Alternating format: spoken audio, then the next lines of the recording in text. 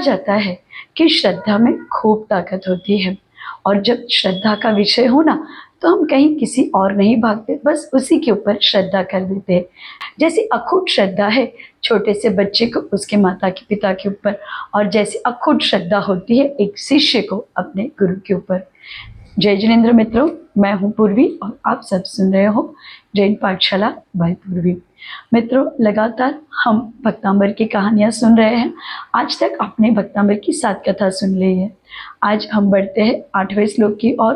मित्रों, यदि अभी तक आपने मेरी चैनल को सब्सक्राइब नहीं किया है तो जैन धर्म से जुड़ी इस बातों को जानने के लिए चैनल को ज़रूर सब्सक्राइब कीजिएगा। तो चलिए बढ़ते हैं 8वें श्लोक की ओर।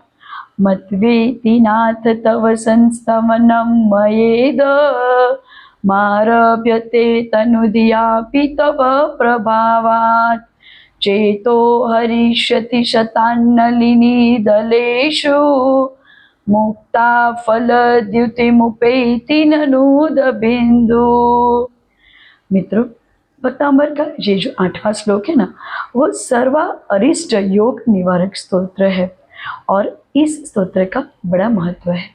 कहा जाता है जैसे कमलनी के पत्ते पर पड़े हुए ओस की जल बिंदु मोती के समान चमकती हुई और सब लोगों का चित्त आह्लादित करती है, ठीक उसी तरह हे भगवान, मुझ मंद बुद्धि के द्वारा रचा हुआ यह भक्तांबर स्तोत्र आपके ही प्रभाव से सज्जन पुरुषों के चित्त को आनंदित करेगा। मित्रों, हम भक्तांबर की कहानियाँ सुनते हैं, हम भक्तांबर रोज बोलते हैं, भक्तांबर के ऊपर हमें अखूट श्रद्धा है, पर कहते हैं ना कि आप जिस कहानी को सुनते हो, भक्तांबर की जिस स्तोत्र बोलते हो, यदि आपको उसका मतलब समझ में आ जाए तो क्या कहना। हम जब किसी बात को समझ के करते हैं ना, तो हमें और अधिक आनंद आता है, चाहे वो पूजा हो, विधान हो या हमारी पढ़ाई हो। हम बच्चों को भी कहते हैं, बेटा सिर्फ ऐसे ही याद मत करो, मतलब समझो। जब तुम मतलब समझ के याद करने की कोशिश करोगे, बहुत जल्दी से पढ़ाई याद रह जाएगी।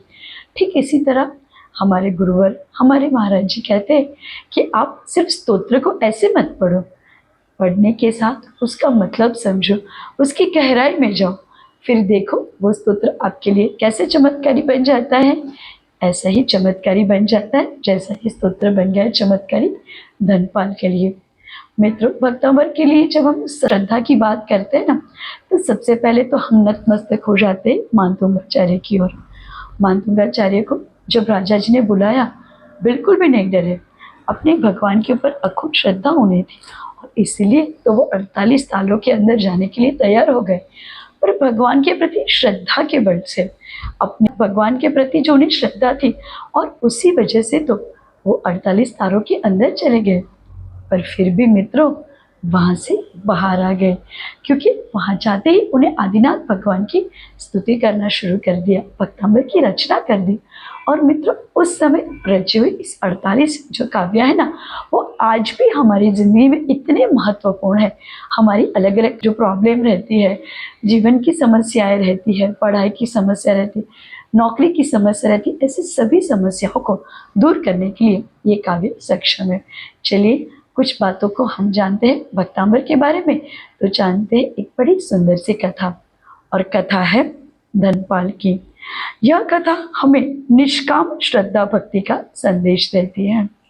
विधि की कैसी विडंबना है कि जो व्यक्ति का नाम होता है नयन सुख और उसे आंख नहीं होती है, किसी का नाम होता है शेर सिंह, बड़ा डरपोक होता है, तो किसी का नाम होता है धनपाल, पर बेचारे के पास पैसे ही नहीं होते हैं।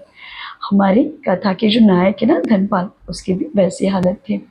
नाम था तो धनपाल, पर उसके पास ना पैसे थे ना संतान थे। बड़ी मेहनत करता था, जैन धर्म पे श्रद्धा रखता था, पर लकीर का फकीर था। रोज भक्तांबर बोलता तो सही, पर उसे उसका कोई अर्थ मालूम नहीं था। मित्रों, धनपाल रोज भक्तांबर का पाठ करता था, पर उसे उसका कोई अर्थ मालूम नहीं था, पर श्रद्धा थी, भक्तांबर के ऊपर उसकी श्रद्धा थी और इसलिए वो निरंतर पाठ करता था। वो समय ऐसा था कि जहाँ पे लोग संतान प्राप्ति के लिए इधर उधर भटकते थे, किसी भी प्रकार के कांड कर लेते थे, कर्म कांड क्रिया कांड में मानते थे। ये धनपाल था ना, वो सोचता था कि कि भगवान की कैसी दशा है। जिनके यहाँ पे बहुत सारे पैसे होते हैं तो उनके पास संतान नहीं होती है, जिनके पास बहुत संतान होते हैं उनके पास पैसे नहीं होते। और प्रभु ने मेरा कैसा भाग्य बनाया है, मेरे पास ना संतान है ना पैसे है। धनपाल नित्य प्रतिदिन इस बारे में बड़ा चिंतित रहता था। पर एक दिन उसके अच्छे भाग्य का उदय आ गया। वो जहाँ पे रहता था ना, वहाँ पे चंद्रकीर्ति और महावीर कीर्ति नाम के दो महाराज जी आए। श्रद्धा से उनके दर्शन किए धनपाल ने और उन्हें जाके अपनी जो व्यथा थी वो सुनाई। मुनि महाराज उनके ओर देखने लगे, बोले, आप भक्तंबर का पाठ तो करते हो, पर क्या आपको उसका अर्थ भी पता है?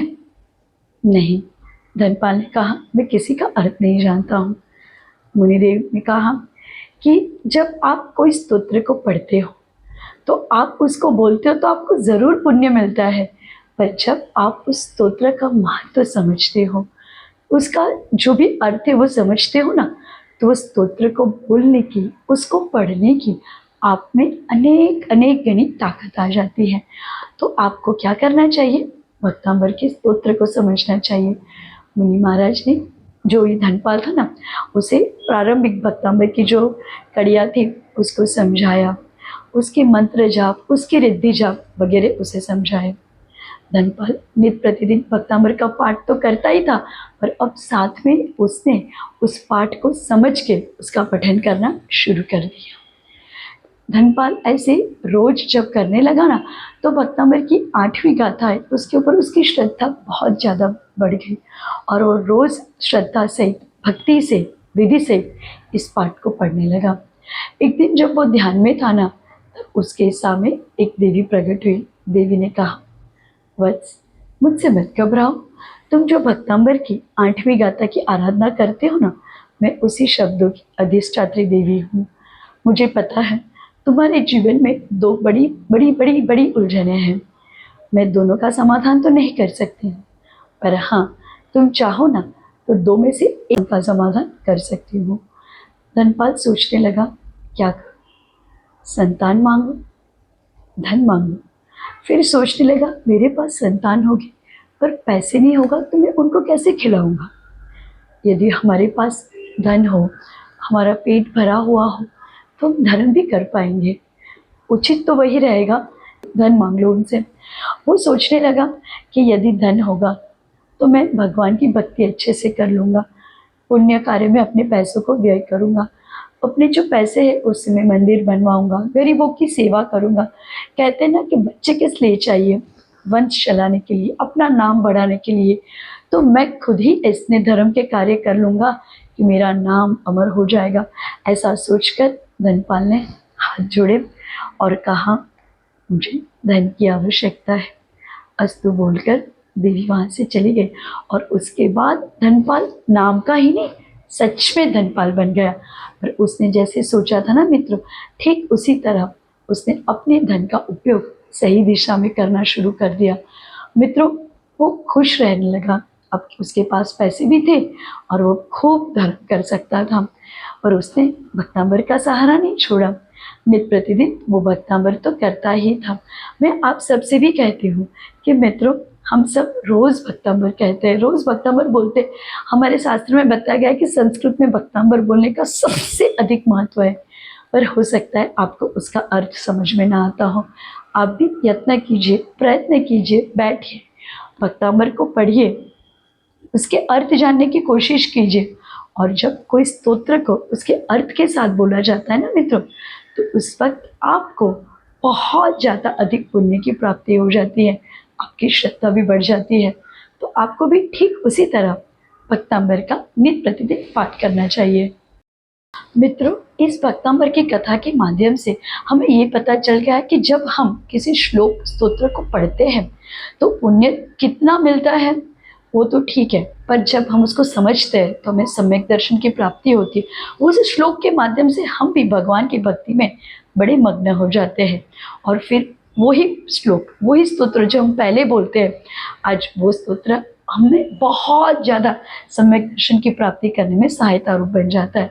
तो आप भी भक्तांबर स्तोत्र को ज़रूर पढ़िए, पर समझ के पढ़िए, तभी आपको इतने ये स्तोत्र से बहुत ज़्यादा फायदा होगा। भक्तांबर स्तोत्र के जो स्तोत्र के पढ़ते हैं उसके साथ यदि आप रिद्धि मंत्र की जाप करो तो भी आपके जीवन में बहुत उपयोगी बन जाते हैं। इस स्तोत्र का रिद्धि मंत्र है ओम ह्रीं अरम नमो अरिहंताणम नमो पादाणुसारिणम जोम जोम नमः स्वाहा। ये श्लोक जो है वो सर्व अरिष्ट को निवारक है, मैंने आपको पहले ही बताया है। तो आप भी भक्तांबर के ऊपर अखूट श्रद्धा रखें, नित्य प्रतिदिन इसका जाप करें, नित्य प्रतिदिन इसका पाठ करें और फिर देखिए आपके जीवन में कितने आमूल परिवर्तन आते हैं। मित्रों, ऐसा नहीं होता कि आपने इतना भक्तांबर बोला और आपको इतना परिवर्तन मिला आपकी ज़िंदगी, नहीं, ऐसा नहीं होता है। पर हाँ, भक्तांबर आप जैसे जैसे बोलते जाओगे आपको लगेगा कि मेरी ज़िंदगी में एक प्रकार की पॉजिटिविटी आ गई है, सुकून मिलता है, आराम हो जाता है। तो आप भी मित्रों ज़रूर ज़रूर ज़रूर भक्तांबर का नित्य प्रतिदिन पाठ कीजिए, अखूट श्रद्धा रखिए भक्तांबर के ऊपर, जिस वजह से आप ना ही सिर्फ आपका पुण्य बढ़े पर आपका सम्यक्त्व का मार्ग भी आगे बढ़ता रहे। और भक्तांबर के माध्यम से रिद्धि मंत्र वगैरह बोल के आपके जो अरिष्ट है उसका भी आप निवारण कीजिए।